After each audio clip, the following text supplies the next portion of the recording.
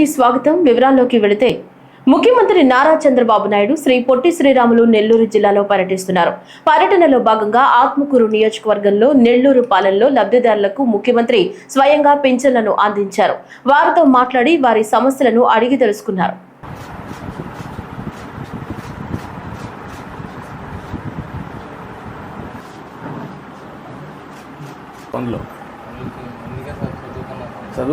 చదువుకొని నెక్స్ట్ లెవెల్లో ఎట్లా చేయగలుగుతావు, ఏం చేయగలుగుతావు? ఇక డ్రోన్స్ కూడా ఇప్పుడు ప్రాఫిటబుల్గా వస్తుంది కదా. అగ్రికల్చర్ దీనిలో సార్ జిల్లాలోనే సుమారు ఒక 35 డ్రోన్స్ ఆల్రెడీ ఇప్పుడు రన్ అవుతుంది. సుమారు 2000 ఎకరాలు ఇప్పుడు డ్రోన్ ఇప్పిస్తే డ్రోన్ ఆపరేట్ చేసుకోగలుగుతావు. నువ్వు టెక్నాలజీ చేసే ఒకటి ఆ అబ్బాయికి డ్రోన్ చేసి అగ్రికల్చర్లో అతన్ని పెట్టండి. ఈ అమ్మాయికి డిఎస్సి కోచింగ్ ఇచ్చి చేయండి. ఏదమ్మా ఇల్లు నువ్వే శుభ్రంగా చూసుకుంటున్నావా? బాగానే పెట్టుకున్నావు మా ఇల్లు, సంతోషం. క్లీన్గా పెట్టుకున్నావు, బాగుంది.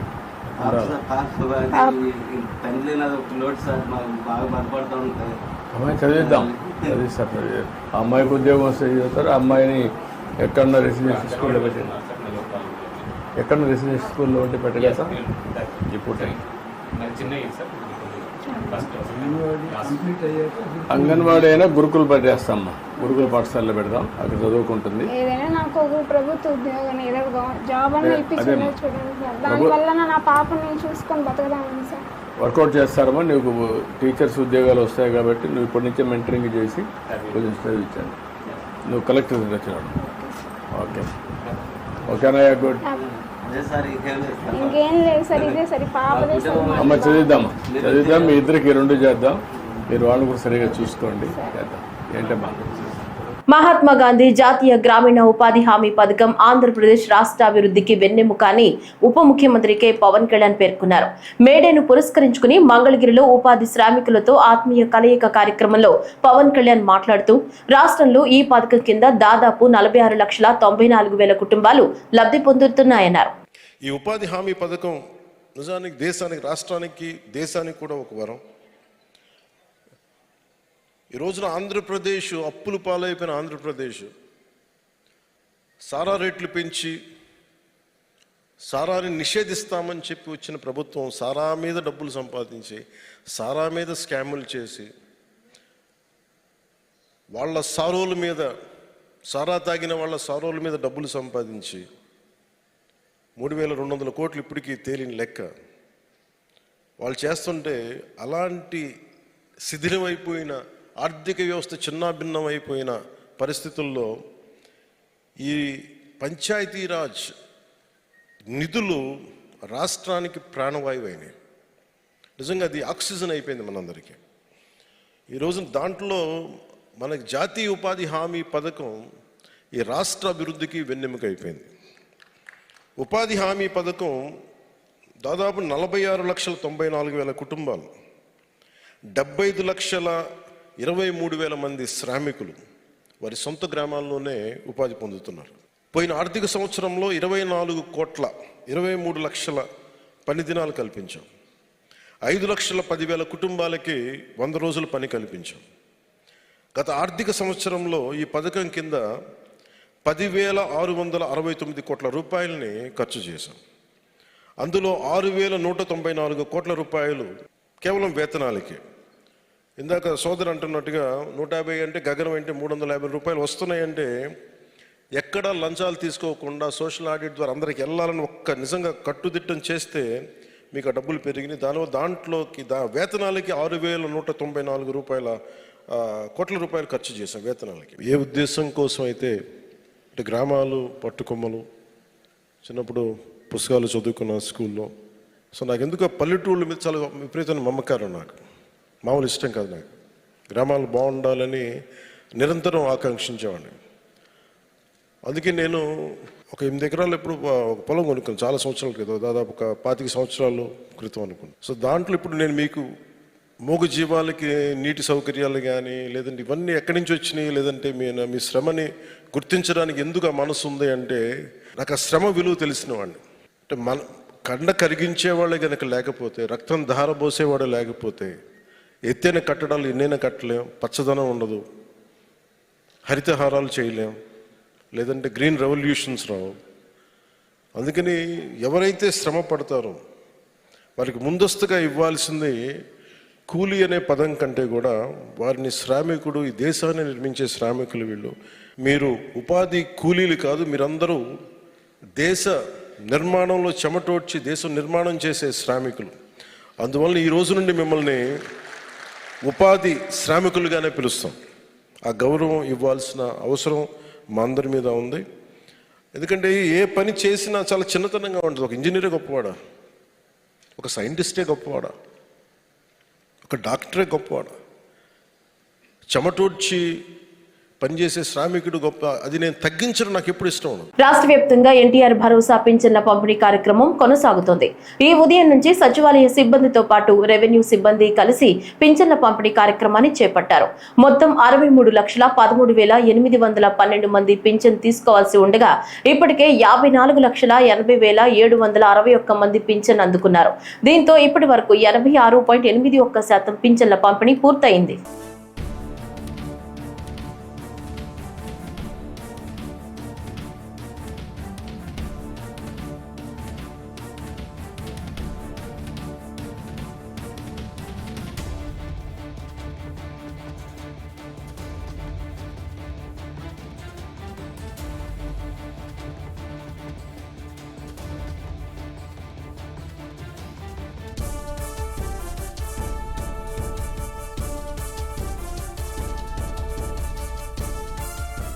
ప్రధానమంత్రి నరేంద్ర మోదీ రేపు రాజధాని అమరావతి పర్యటనకు సంబంధించి అన్ని ఏర్పాట్లు పూర్తయ్యాయి. రాష్ట్ర మంత్రులు, అధికారులు ఎప్పటికప్పుడు ఏర్పాట్లను పర్యవేక్షిస్తున్నారు. వాహనాల పార్కింగ్ కు సంబంధించి రూట్ మ్యాప్లను కూడా అధికారులు ఇప్పటికే విడుదల చేశారు. అలాగే ట్రాఫిక్ మళ్లింపునకు సంబంధించిన వివరాలను కూడా 2 రోజుల క్రితమే వెల్లడించారు. ప్రధాని సభా వేదిక వెనుక ఏర్పాటు చేసిన కమాండ్ కంట్రోల్ సెంటర్ లో మంత్రుల కమిటీ సమావేశం జరిగింది. మంత్రులు నారాయణ, పయ్యావుల కేశవ్, కొల్లు రవీంద్ర, మనోహర్ పాల్గొన్నారు.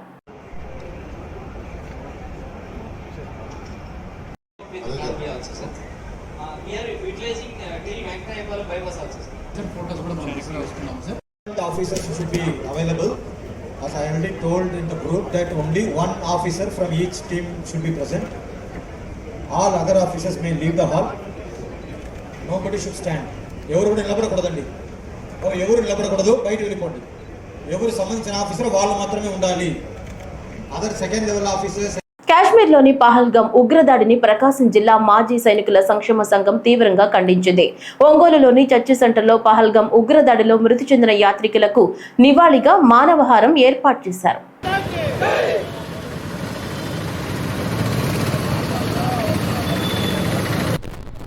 మేమందరం మానవహారం నిర్వర్తించుకుంటూ వచ్చినాము.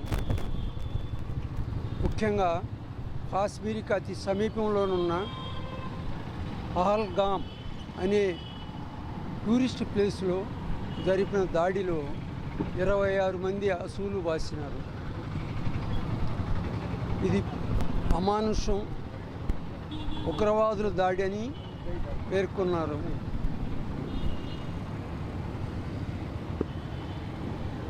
ఈ విషయంలో మన ప్రైమ్ మినిస్టర్ మోడీ గారు చాలా సీరియస్ యాక్షన్ తీసుకుంటున్నారు.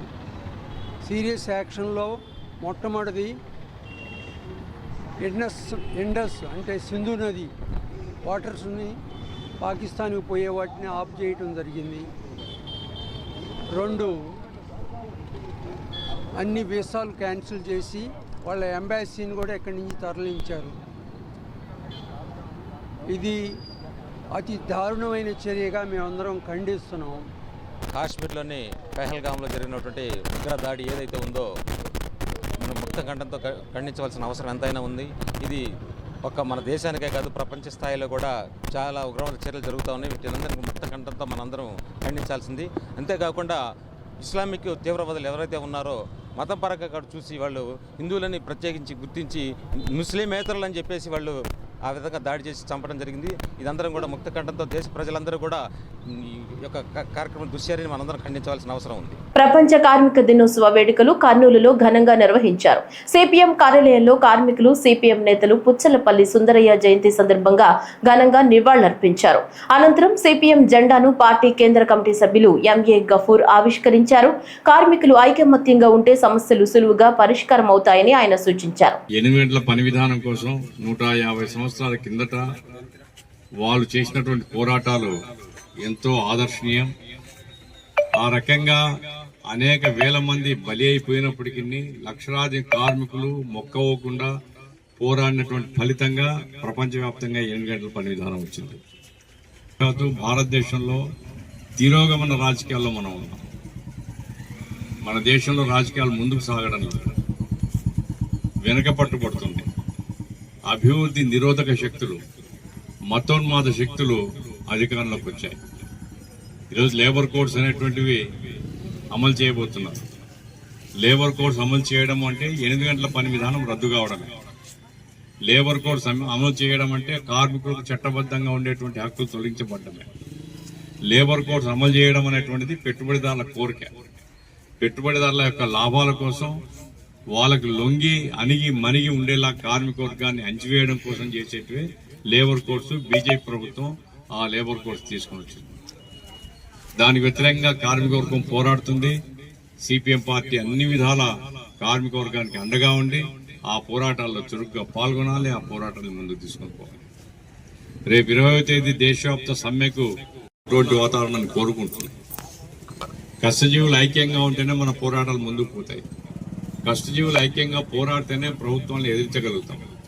కష్టజీవుల మధ్య మతం పేరుతో కానీ, కులం పేరుతో కానీ, ప్రాంతం పేరుతో కానీ వచ్చే విభజన అంతిమంగా కార్మిక వర్గాన్ని నష్టం చేస్తుంది. శ్రీకాకుళం జిల్లాలో కార్మిక సంఘాల ఆధ్వర్యంలో మేడే వేడుకలు నిర్వహించారు. శ్రామికుల శ్రమదోపిడికి చర్మగీతం పాడి కార్మికులు తమ హక్కుల కోసం సుదీర్ఘ నిరంతర పోరాటాల త్యాగాల ఫలితమే ఈ మేడే విజయమని కార్మిక సంఘాల నాయకులు అన్నారు.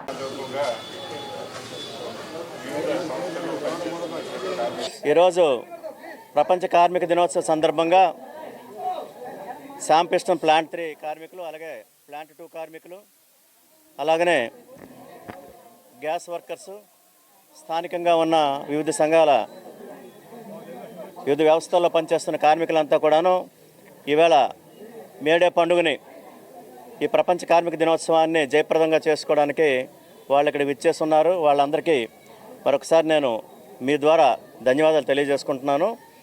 అయితే ఈరోజు ప్రపంచ కార్మిక దినోత్సవం సందర్భంగా చెప్పదలుచుకుంది ఏంటంటే, ఐక్యత అన్నది పటిష్టపరచుకోవాల్సిన ఈవేళ ప్రాధాన్యత అన్నది కార్మికుల మీద, ఈవేళ బాధ్యత అన్నది కార్మికుల మీద ముఖ్యంగా ఉన్నది. ఎందుకంటే ఈవేళ యాజమాన్యాలు కానీ, వాళ్ళకి అనుకూలంగా పనిచేస్తున్న ప్రభుత్వ రంగ సంస్థలు కానీ ఈరోజు ఈ మొత్తం కార్మిక హక్కుల్ని నాశనం చేయడానికి ప్రయత్నిస్తున్నారు. వాళ్ళని ఒంటరి చేసి ఈరోజు వాళ్ళ తాలూకా ఐక్యతను విచ్ఛిన్నం చేసి వాళ్ళ పబ్బం గడిపించుకోవడానికి ప్రయత్నిస్తున్నారు. అనేకమైన చట్టాలు, ఈవేళ బ్రిటిష్ చట్టాలు కానీ, ఈవేళ పారిశ్రామిక వివాదాల చట్టం 1947, అలాగనే వర్క్మెన్స్ కాంపెన్సేషన్ చట్టం 1923, అలాగనే ఈక్వల్ రెమ్యునరేషన్ యాక్టు, ఈవేళ స్త్రీలకి పురుషులకి సమానమైన వేతనం ఇవ్వాలనేసి ఆ చట్టం కానీ, కనీస వేతన చట్టం, అలాగే బాల కార్మికుల నిర్మూలన చట్టం అన్నది, ఇలాగ అనేకమైన చట్టాలు వాటిల్లో ఉన్న కార్మికులకు రావాల్సిన ఫలితాన్ని పోగొట్టే ఉద్దేశంతో ఈవేళ కేంద్ర ప్రభుత్వం 3 కోళ్లుగా తయారు చేసింది. ఆ కోళ్ళు ఈవేళ చూస్తే ఆ కోళ్ళలో CODE కోడ్, ఆ కోడ్లో కూడాను ఈవేళ అనేకమైన హక్కుల్ని హరించిన పరిస్థితి కనబడుతుంది. మరి ఈరోజు కార్మికులు ఐక్యంగా పటిష్టమయ్యి ఈవేళ వాళ్ళ తలకు హక్కుల కోసం పోరాడితే తప్ప ఈవేళ ఉన్న హక్కులు కోల్పోయే పరిస్థితి ఉన్నది. మేడే స్ఫూర్తితో మే 20 దేశవ్యాప్త సమ్మె జయప్రదం చేయాలని 139వ మేడే సందర్భంగా పాలకొండ పట్టణ మండల కేంద్రాల్లో జెండా ఆవిష్కరణలు, ర్యాలీ, సమావేశాలు CITU మండల కమిటీ ఆధ్వర్యంలో నిర్వహించారు. ఈ సందర్భంగా CITU జిల్లా అధ్యక్షులు దావాల రమణారావు పిలుపునిచ్చారు. 4 లేబర్ కోడ్స్ రద్దు చేయాలని, కేంద్ర ప్రభుత్వ కార్మిక కర్షక వ్యతిరేక విధానం నశించాలని, ఆబ్కాస్లో ఉన్న కాంట్రాక్ట్ అవుట్ సోర్సింగ్ కార్మికులతో పాటు స్కీమ్ వర్కర్లు రెగ్యులర్ చేయాలని, సుప్రీంకోర్టు తీర్పు ప్రకారం సమాన పనికి సమాన వేతనం ఇవ్వాలని, ప్రభుత్వ రంగ సంస్థలు అమ్మకం, ప్రైవేటీకరణ ఆపాలని, అసంఘటిత రంగ కార్మికులకు పీఎఫ్, ఈఎస్ఐ ఉద్యోగ భద్రత కల్పించాలని, ఆటో మోటార్, హమాలీ రంగాల కార్మికులకు సంక్షేమ బోర్డు ఏర్పాటు చేయాలని, భవన నిర్మాణ కార్మికులు బీఓసీ బోర్డును పునరుద్ధరించాలని, కనీస వేతనాలు 26,000 ఇవ్వాలని డిమాండ్ చేశారు. 8 గంటల పనిదినాన్ని కాపాడుకుంటాం, 4 లేబర్ కోడ్లు రద్దు చేయాలని చెప్పి 139 మేడే సందర్భంగా మేడే స్ఫూర్తితో దేశవ్యాప్తంగా మే 20 సార్వత్రిక సమ్మెను జయప్రదం చేయాలని చెప్పి సిఐటియు ఈ మేడే సందర్భంగా పిలిపిస్తుంది. ద్వారా ఆఫ్కోర్స్లో ఉన్న అవుట్ సోర్సింగ్ కాంట్రాక్ట్ కార్మికులు, స్కీమ్ వర్కర్లు అందరినీ కూడా పర్మనెంట్ చేయాలని చెప్పి, అలాగే భవన నిర్మాణ సంక్షేమ బోర్డుని రెన్యూ చేయాలని చెప్పి, ఆటో కార్మికులు, మోటార్ కార్మికులకి వెల్ఫేర్ బోర్డు ఏర్పాటు చేయాలని చెప్పి, హమాలీలు, వివిధ కళాశాలలు అందరూ కూడా సంక్షేమ పథకాలు అమలు చేసి కార్మిక చట్టాలు పకడ్బందీగా అమలు చేయాలని చెప్పి, ప్రభుత్వ రంగం అమ్మకాలు, ప్రైవేటీకరణ ఆపాలని చెప్పి, కేంద్ర రాష్ట్ర ప్రభుత్వ కార్మిక కర్షక వ్యతిరేక విధానాలు నశించాలని చెప్పి ఇవాళ మేడేతో ప్రతిజ్ఞ చేయడం జరుగుతూ ఉంది. కార్మిక హక్కుల పరిరక్షణ కోసం మేడే స్ఫూర్తితో రేపు మే 20 సార్వత్రిక సమ్మెను జయప్రదం చేయాలని చెప్పి మేడే సందర్భంగా కార్మిక వర్గానికి పిలిపివ్వడం జరుగుతూ ఉంది. రాష్ట్ర వ్యాప్తంగా 1వ తేదీనే ప్రజలకు పింఛన్లను పంపిణీ చేస్తున్న ఘనత ఎన్డీఏ ప్రభుత్వానికే దక్కుతుందని తిరుపతి శాసనసభ్యుడు ఆరుని శ్రీనివాసులు అన్నారు. తిరుపతిలో ఈ రోజు ఆయన లబ్ధిదారులకు ఉదయం స్వయంగా పింఛన్లను అందజేశారు. ఈ సందర్భంగా ఆయన మాట్లాడుతూ తిరుపతి నియోజకవర్గంలో 18,666 మంది లబ్ధిదారులకు 8,25,00,000 రూపాయలను పంపిణీ చేస్తున్నట్లు చెప్పారు.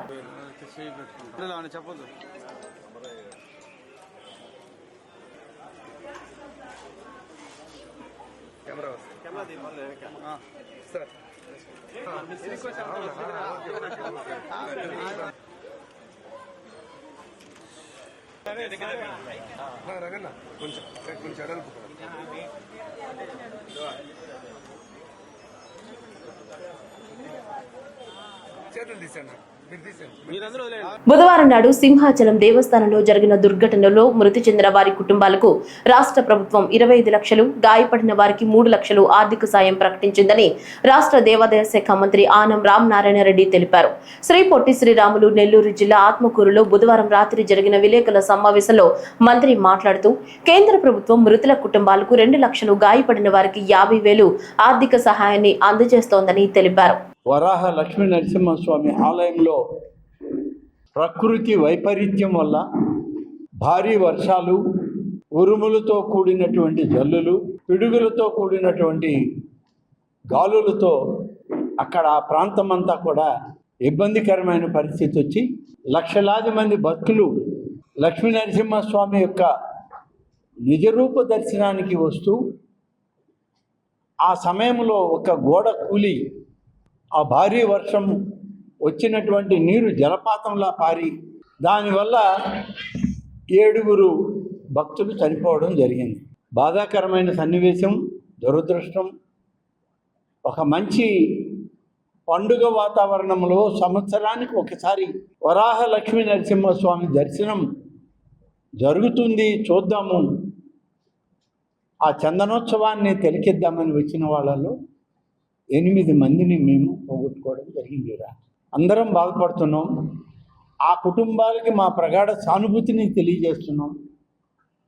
ఆ చనిపోయినటువంటి వాళ్ళకి కుటుంబాలకు మళ్ళీ ప్రభుత్వం వాళ్ళని తెచ్చి ఇవ్వలేం, కానీ ఆ కుటుంబాలకి తోడుగా ఆధారంగా ఉండడానికి రాష్ట్ర ప్రభుత్వం నుంచి గౌరవ ముఖ్యమంత్రి శ్రీ చంద్రబాబు నాయుడు గారు చనిపోయినటువంటి కుటుంబాలకు 25 లక్షల రూపాయలు ఎక్స్గ్రేషియా ఇవ్వడం, ఎక్కడైనా సరే ప్రమాదంలో ఏదైనా గాయాల పాలై ఉంటే వాళ్ళకి 3 లక్షల రూపాయలు ప్రకటించి వెంటనే దాని మీద చర్యలు తీసుకోమని ఆదేశాలు ఇచ్చారు. నగరంలో ప్రతి ఇంటి నుంచి చెత్త సేకరణ ఖచ్చితంగా జరగాలని Chittoor municipal commissioner P Narasimha Prasad ప్రజారోగ్య విభాగం అధికారులను ఆదేశించారు. నగరంలో పారిశుద్ధ్య నిర్వహణ, తడి, పొడి చెత్త సేకరణ, రవాణా, ప్లాస్టిక్ నియంత్రణ, వ్యర్థాల నిర్వహణ అంశాలపై శానిటరీ ఇన్స్పెక్టర్లు, వార్డు పర్యావరణ పారిశుద్ధ్య కార్యదర్శులు, మేస్త్రీలతో సమీక్ష నిర్వహించారు. ఈ సందర్భంగా కమిషనర్ మాట్లాడుతూ నగరంలో మెరుగైన పారిశుద్ధ్య నిర్వహణలో భాగంగా ప్రతి ఇంటి నుంచి చెత్త సేకరణ 100% జరగాలన్నారు. ఇందుకోసం పక్కాగా రూట్ మ్యాప్ రూపొందించి పర్యవేక్షణ చేయాలని అధికారులను ఆదేశించారు. వీధుల్లో ఎక్కడ చెత్త కనిపించరాదన్నారు. క్షేత్రస్థాయిలో చెత్త సేకరణ సమర్థవంతంగా చేయడం కోసం అదనపు వాహనాలను ఏర్పాటు చేశామని తెలిపారు. చిత్తూరు నగరపాలక సంస్థ పరిధిలో మనము డోర్ టు డోర్ కలెక్షన్ 100% ప్రభుత్వ ఉత్తర్వుల మేరకు ఇంప్రూవ్ చేయడానికి చర్యలు తీసుకోవడం జరిగింది. అందులో భాగంగా సంబంధిత సెక్రటరీలు, మేస్త్రీలతో ఇక్కడ మీటింగ్ నిర్వహించడం జరిగింది. ఫీల్డ్లో కావాల్సినటువంటి కొన్ని లోపాలు ఉన్నాయని మా దృష్టికి తీసుకురావడం జరిగింది. ప్రధానంగా వెహికల్స్, పుష్ కార్ట్స్ గురించి చెప్పడం జరిగింది. అందువల్ల అదనంగా 6 వెహికల్స్ని డిప్లాయ్ చేయడం జరిగింది. అంతేకాకుండా పుష్ కార్ట్స్ కూడా మరొక 50ని డిప్లాయ్ చేయడం జరుగుతూ ఉంది. ఒక వారం లోపల ఎక్కడ కూడా లిటరింగ్ పాయింట్స్ లేకుండా 100% డోర్ టు డోర్ కలెక్షన్ చేసే విధంగా కూడా చర్యలు తీసుకుంటా ఉన్నాము. ప్రతి స్ట్రీట్ లో కూడా వెహికల్ ఎన్ని గంటలకు వస్తుంది అనేటువంటి విషయాన్ని డిస్ప్లే చేయమని ఆదేశించడం జరిగింది. తద్వారా అక్కడ ఉన్నటువంటి ప్రజలకి ఎన్ని గంటలకు వెహికల్ వస్తుందని అవగాహన ఉంటుంది. కాబట్టి ఎక్కడ కూడా మనకు రోడ్స్ లో లిటరింగ్ పాయింట్స్ ఉండకుండా ఉండే అవకాశం ఉంటుంది. అలాగే రెసిడెన్షియల్ ఏరియాల్లో బిన్ ఫ్రీగా ప్రయత్నాలు చేస్తా ఉన్నాము. వేసవి సెలవుల దృష్ట్యా తిరుమలలో వీఐపీ బ్రేక్ దర్శనాలను టీటీడీ ఈ రోజు నుంచి పరిమితం చేసింది. నేటి నుంచి సిఫార్సు లేఖలను స్వీకరించడం లేదు అని టీటీడీ తెలిపింది. స్వయంగా వచ్చే ప్రోటోకాల్ వీఐపీలకు మాత్రమే బ్రేక్ దర్శనం పరిమితం చేశారు. ఈ రోజు నుంచి జూలై 15వ తేదీ వరకు ఈ నిర్ణయం అమలు కానుంది. బ్రేక్ దర్శనం సమయం ఉదయం 6 గంటలకు మార్పు చేశారు. టీటీడీ తీసుకున్న నిర్ణయాన్ని సామాన్య భక్తులు స్వాగతిస్తున్నారు. వీఐపీల ప్రాధాన్యతను తగ్గిస్తూ తమకు త్వరితగతిన దర్శన భాగ్యం లభించేలా నిర్ణయం తీసుకున్న టీటీడీకి శ్రీవారి భక్తులు కృతజ్ఞతలు తెలుపుతున్నారు.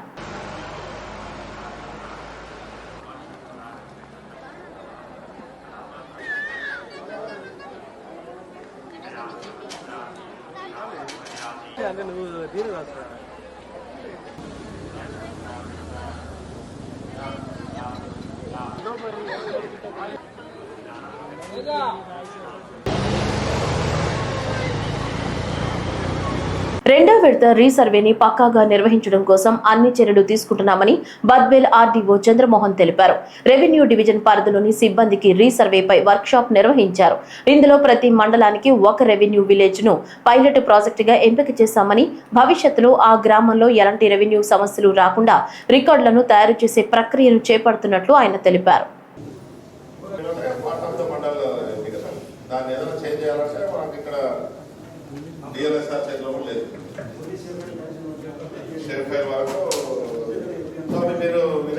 అవినీతికి పాల్పడితే కఠిన చర్యలు తీసుకుంటామని కర్నూలు జిల్లా ఏసీబీ డీఎస్పీ సోమన్న తెలిపారు.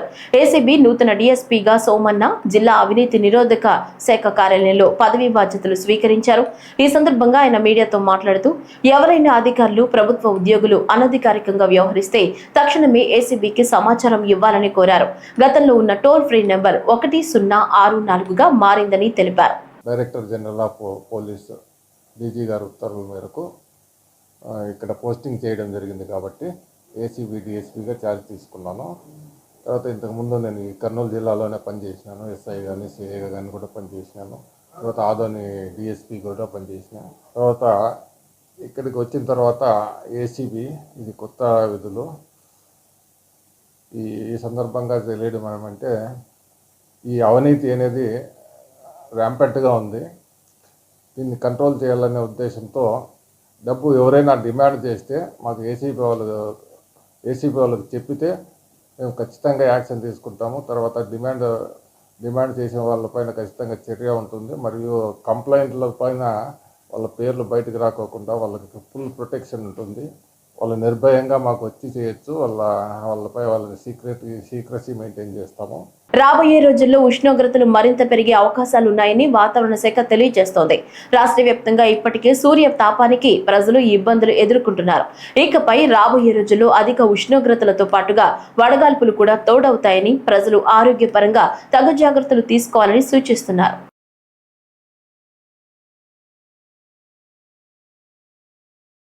ఈ వార్తలు ఇంతటితో సమాప్తం. నమస్కారం.